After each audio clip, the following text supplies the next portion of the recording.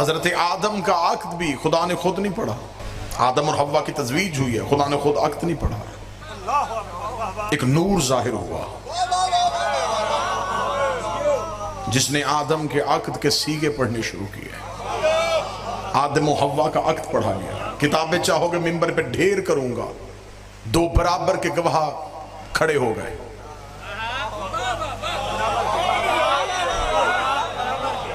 एक हव्वा की तरफ से आ रहा है, एक आदम की तरफ से आ रहा है। आवाज आई, आदम हक महर क्या देगा? उसने कहा हाथ से किया कुछ नहीं, कमाया कुछ भी नहीं, जमीन पे भेजेगा, जो कह देगा वो दे दूंगा। फरमाए वो तो गैर मुअज्जल है। जो अहले ज़ुबान तशरीफ फरमा है, मुअज्जल कौन सा है? जो मौके पे अदा करेगा वो कौन सा कहेगा मेरे मालिक मेरे पास कुछ होता मैं मौके पे अदा कर देता, सारा गैर मुअज्जल रहने दे। फरमाया सारा गैर मुअज्जल रहने दूंगा तो फिर असूल बन जाएगा कि निकाह में हक महर हो गई गैर मुअज्जल, तुम्हें कुछ मौके पे अदा करना पड़ेगा। फरमाया क्या मौके पे अदा करो? फरमाया तेरे पास कुछ भी नहीं है, मेरे मालिक कुछ भी नहीं है। फरमाया 5 दफा इन पे दरूद पढ़ दे, मैं हक महर मुअज्जल।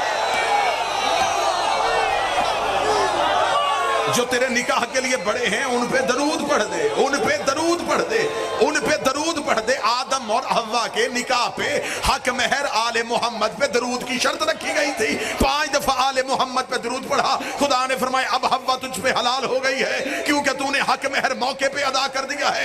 इसलिए ये दरूद आदम और हव्वा की नस्ल पे माँ की तरफ से भी कर्ज है, बाप की तरफ से भी कर्ज है।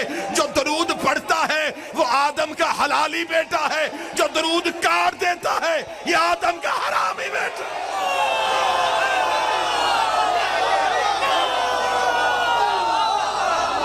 बिस्मिल्लाह बिस्मिल्लाह। ये दरूद पढ़ के वो आले मोहम्मद पे एहसान नहीं कर रहा, माँ बाप का कर्जा उतार रहा है।